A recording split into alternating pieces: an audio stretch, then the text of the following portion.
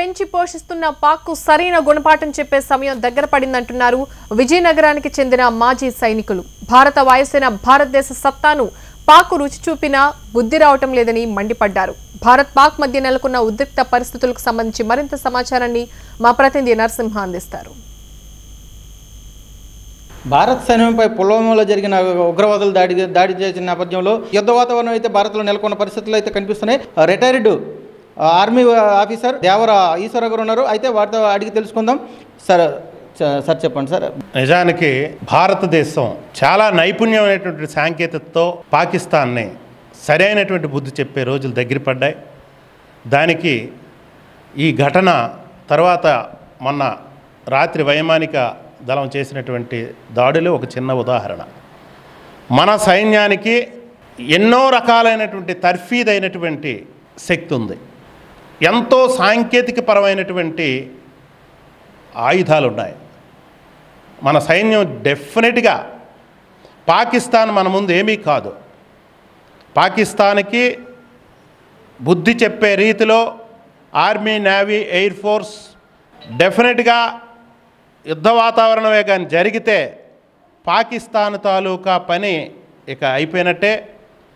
మన కాశ్మీర్ని, మన మనుషుల్ని, మన ప్రజల్ని మనం చాలా చక్కగా రక్షించుకోవచ్చు. కాశ్మీర్ని డెవలప్ చేసుకోవచ్చు. మన భారతదేశం పాకిస్తాన్ విషయంలో ఏ విధమైనటువంటి సందేహం లేదు. ఇదే విషయాన్ని మాట్లాడుతున్నాక మనతో పాటు మరికొంతమంది ఆర్మీ ఉద్యోగులు ఉన్నారు. అయితే ప్రస్తుతం సార్ చెప్పండి, ప్రస్తుత పరిస్థితుల్లో యుద్ధమే జరిగితే పాకిస్తాన్ కంటే మన కాడ ఉన్న ఆయుధ సామాగ్రి ఏ విధంగా ఉంటుంది? అయితే దానివల్ల మనం ఎటువంటి చర్యలు తీసుకోవచ్చు? ఇప్పుడు మన అందరం చూసాం. మా 1965 వారు, 71 వారు, 1999 కార్గిల్ వారు, ఈ 3 వారిలో కూడా మన సైనికులు మన దేశ రక్షణ 3 దళాలు కూడా ఏ విధంగా అయితే పాకిస్తాన్కి ధీటుగా వార్ చేసాయో, విజయం సాధించామో, దానికన్నా మంచి నైపుణ్యంతో ఈరోజు మన దేశ రక్షణ చాలా నైపుణ్యత ఉంది. చాలా ఈ పరిస్థితుల్లో కానీ వారు కానీ వస్తే మాత్రం మనం ఆ పరిస్థితుల్లో కన్నా ఇప్పుడు చాలా గట్టిగా మనం ధీటుగా జవాబు ఇవ్వాలని మేము మనవి చేసుకుంటున్నాం. అయితే ఇదే విషయాన్ని మాట్లాడడానికి మరికొద్దిమంది ఉన్నారు. అయితే సార్ చెప్పండి, ప్రస్తుత పరిస్థితుల్లో ఏ విధంగా మనం ముందుకు వెళ్తే సరైన సమాధానం పాకిస్తాన్కి వచ్చని చెప్తున్నారు? సైనికులపైన, ప్రయాణిస్తున్న సైనికులపైన, కాన్వాయ్ పైన దాడిని తీవ్రంగా ఖండిస్తున్నాం.